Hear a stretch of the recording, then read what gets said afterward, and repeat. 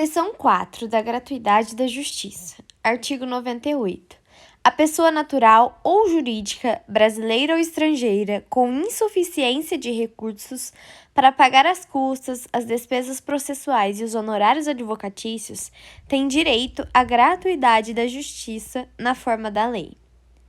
Parágrafo 1º. A gratuidade da justiça compreende: 1. As taxas ou as custas judiciais. 2. Os selos postais. 3.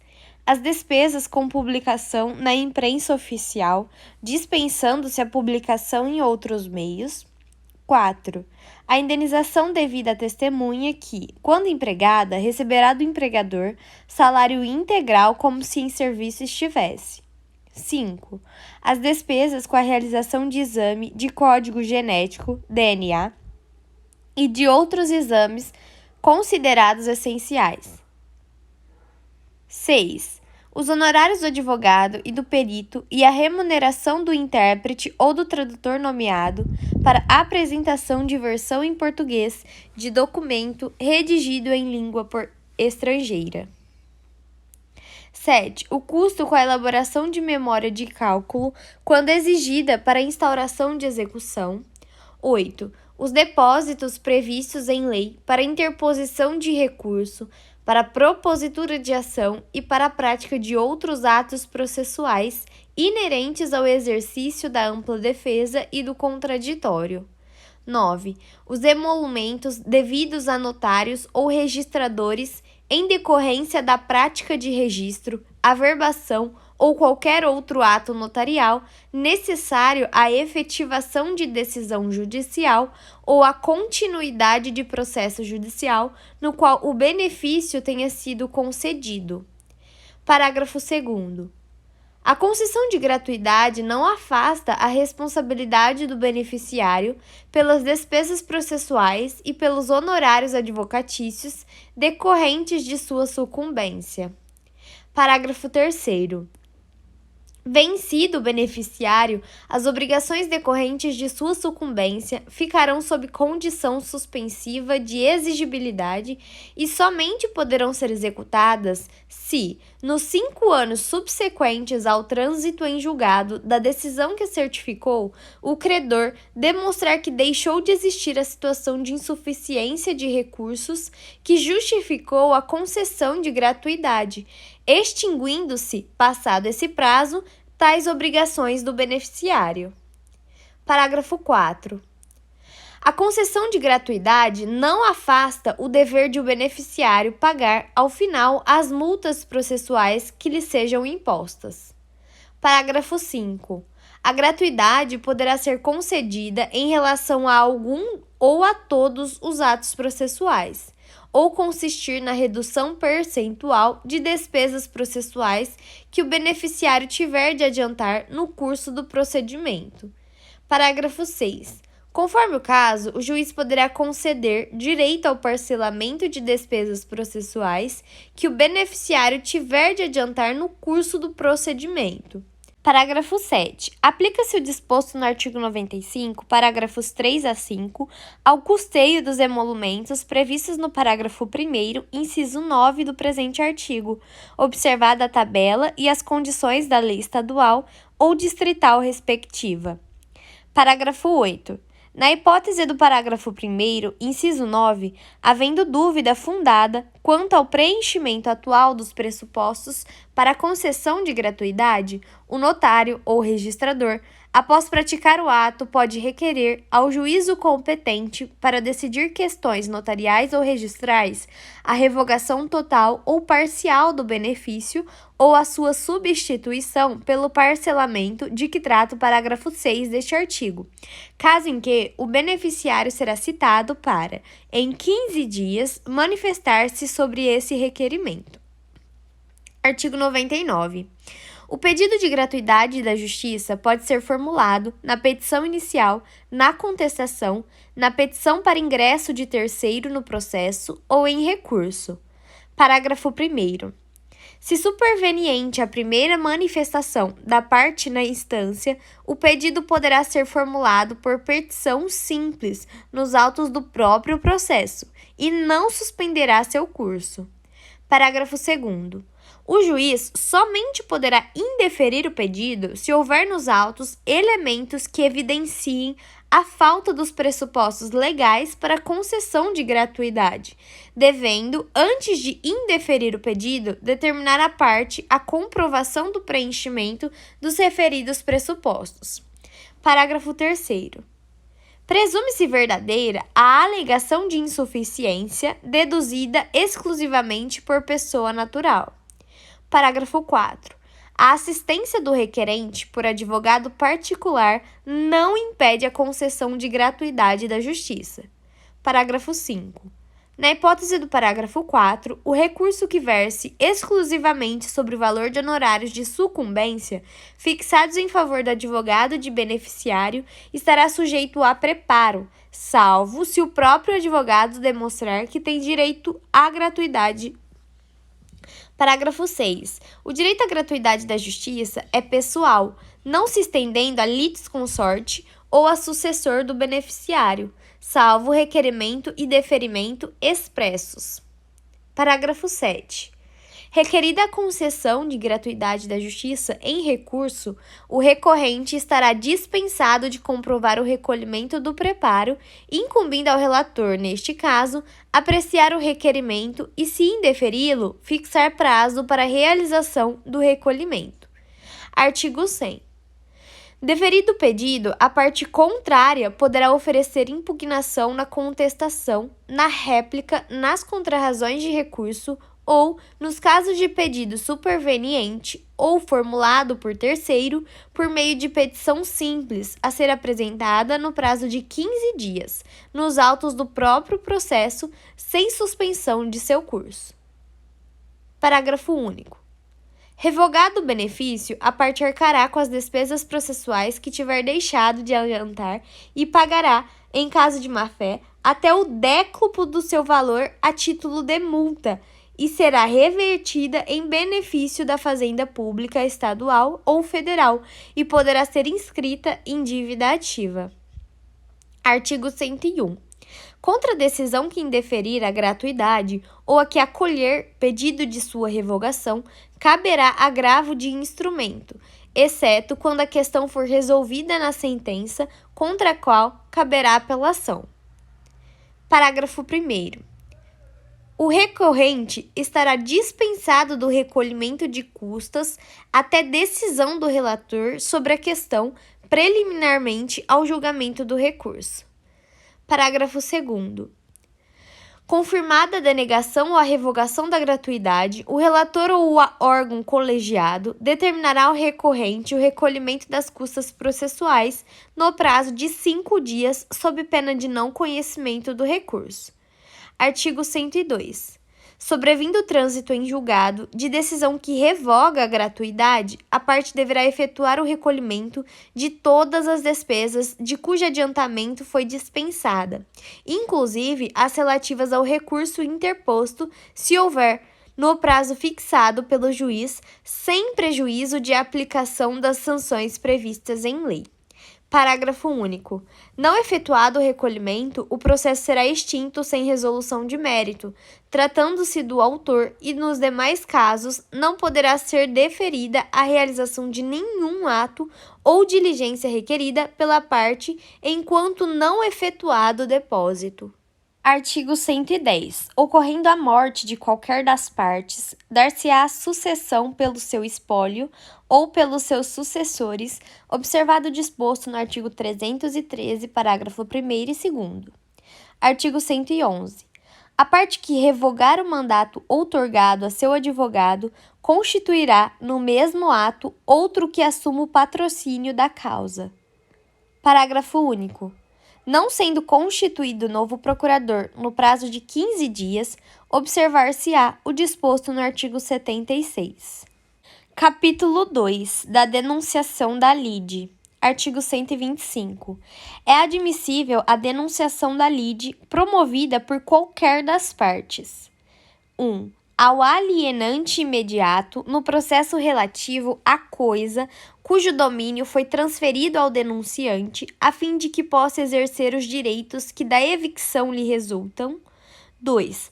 Aquele que estiver obrigado, por lei ou pelo contrato, a indenizar em ação regressiva o prejuízo de quem for vencido no processo. Parágrafo 1º. O direito regressivo será exercido por ação autônoma quando a denunciação da lide for indeferida, deixar de ser promovida ou não for permitida. Parágrafo 2º. Admite-se uma única denunciação sucessiva promovida pelo denunciado contra seu antecessor imediato na cadeia dominial ou quem seja responsável por indenizá-lo, não podendo o denunciado sucessivo promover nova denunciação, hipótese em que eventual direito de regresso será exercido por ação autônoma. Artigo 126. A citação do denunciado será requerida na petição inicial se o denunciante for autor ou na contestação se o denunciante for réu, devendo ser realizada na forma e nos prazos previstos no artigo 131. Artigo 127. Feita a denunciação pelo autor, o denunciado poderá assumir a posição de litisconsorte do denunciante e acrescentar novos argumentos à petição inicial, procedendo-se em seguida à citação do réu. Artigo 128. Feita a denunciação pelo réu, 1. Se o denunciado contestar o pedido formulado pelo autor, o processo prosseguirá tendo na ação principal, em litisconsórcio, denunciante e denunciado. 2. Se o denunciado for revel, o denunciante pode deixar de prosseguir com sua defesa, eventualmente oferecida, e abster-se de recorrer, restringindo sua atuação à ação regressiva. 3. Se o denunciado confessar os fatos alegados pelo autor na ação principal, o denunciante poderá prosseguir com sua defesa ou, aderindo a tal reconhecimento, pedir apenas a procedência da ação de regresso. Parágrafo único. Procedente o pedido da ação principal, pode o autor, se for o caso, requerer o cumprimento da sentença também contra o denunciado nos limites da condenação deste na ação regressiva. Artigo 129. Se o denunciante for vencido na ação principal, o juiz passará ao julgamento da denunciação da lide. Parágrafo único. Se o denunciante for vencedor, a ação de denunciação não terá o seu pedido examinado, sem prejuízo da condenação do denunciante ao pagamento das verbas de sucumbência em favor do denunciado. Capítulo 3. Do chamamento ao processo. Artigo 130. É admissível o chamamento ao processo requerido pelo réu, 1. Do afiançado nas ações em que o fiador for réu, 2. Dos demais fiadores na ação proposta contra um ou algum deles. 3. Dos demais devedores solidários, quando o credor exigir de um ou de alguns o pagamento da dívida comum. Artigo 131. A citação daqueles que devam figurar em litisconsórcio passivo será requerida pelo réu na contestação e deve ser promovida no prazo de 30 dias, sob pena de ficar sem efeito o chamamento. Parágrafo único. Se o chamado residir em outra comarca, seção ou subseção judiciárias, ou em lugar incerto, o prazo será de 2 meses. Artigo 132. A sentença de procedência valerá como título executivo em favor do réu que satisfazer a dívida, a fim de que possa exigi-la por inteiro do devedor principal ou de cada um dos codevedores a sua cota na proporção que lhes tocar. Título 4. Do incidente de desconsideração da personalidade jurídica. Artigo 133. O incidente de desconsideração da personalidade jurídica será instaurado a pedido da parte ou do Ministério Público, quando lhe couber intervir no processo. Parágrafo 1º. O pedido de desconsideração da personalidade jurídica observará os pressupostos previstos em lei. Parágrafo 2º. Aplica-se o disposto neste capítulo à hipótese de desconsideração inversa da personalidade jurídica. Artigo 134. O incidente de desconsideração é cabível em todas as fases do processo de conhecimento, no cumprimento de sentença e na execução fundada em título executivo extrajudicial. Parágrafo 1º. A instauração do incidente será imediatamente comunicada ao distribuidor para as anotações devidas. Parágrafo 2º. Dispensa-se a instauração do incidente se a desconsideração da personalidade jurídica for requerida na petição inicial, hipótese em que será citado o sócio ou a pessoa jurídica. Parágrafo 3º. A instauração do incidente suspenderá o processo, salvo na hipótese do parágrafo 2º. Parágrafo 4º. O requerimento deve demonstrar o preenchimento dos pressupostos legais específicos para a desconsideração da personalidade jurídica. Artigo 135. Instaurado o incidente, o sócio ou a pessoa jurídica será citado para manifestar-se e requerer as provas cabíveis no prazo de 15 dias. Título 4. Do juiz e dos auxiliares da justiça. Capítulo 1. Dos poderes, dos deveres e da responsabilidade do juiz. Artigo 139. O juiz dirigirá o processo conforme as disposições deste Código, incumbindo-lhe 1. Assegurar às partes igualdade de tratamento. 2. Velar pela duração razoável do processo. 3. Prevenir ou reprimir qualquer ato contrário à dignidade da justiça e indeferir postulações meramente protelatórias. 4. Determinar todas as medidas indutivas, coercitivas, mandamentais ou subrogatórias necessárias para assegurar o cumprimento de ordem judicial, inclusive nas ações que tenham por objeto prestação pecuniária. 5. Promover a qualquer tempo a autocomposição, preferencialmente com auxílio de conciliadores e mediadores judiciais. 6. Dilatar os prazos processuais e alterar a ordem de produção dos meios de prova, adequando-os às necessidades do conflito, de modo a conferir maior efetividade à tutela do direito. 7. Exercer o poder de polícia, requisitando, quando necessário, força policial, além da segurança interna dos fóruns e tribunais. 8. Determinar a qualquer tempo o comparecimento pessoal das partes para inquiri-las sobre os fatos da causa, hipótese em que não incidirá a pena de confesso. 9. Determinar o suprimento de pressupostos processuais e o saneamento de outros vícios processuais. 10. Quando se deparar com diversas demandas individuais repetitivas, oficiar o Ministério Público, a Defensoria Pública e, na medida do possível, outros legitimados a que se referem o artigo 5 da Lei 7.347, de 24 de julho de 1985, e o artigo 82 da Lei 8.078, de 11 de setembro de 1990, para, se for o caso, promover a propositura da ação coletiva respectiva. Parágrafo único. A dilação de prazos previstas no inciso 6 somente pode ser determinada antes de encerrado o prazo regular. Artigo 140. O juiz não se exime de decidir sob a alegação de lacuna ou obscuridade do ordenamento jurídico. Parágrafo único. O juiz só decidirá por equidade nos casos previstos em lei. Artigo 141. O juiz decidirá o mérito nos limites propostos pelas partes, sendo-lhe vedado conhecer de questões não suscitadas a cujo respeito a lei exige iniciativa da parte. Artigo 142.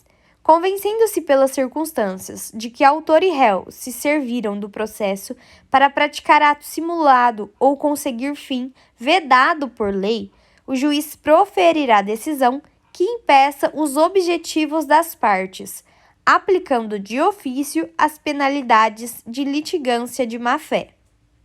Artigo 143. O juiz responderá civil e regressivamente por perdas e danos quando 1. No exercício de suas funções, proceder com dolo ou fraude.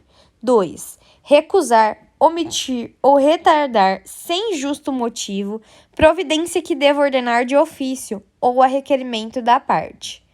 Parágrafo único.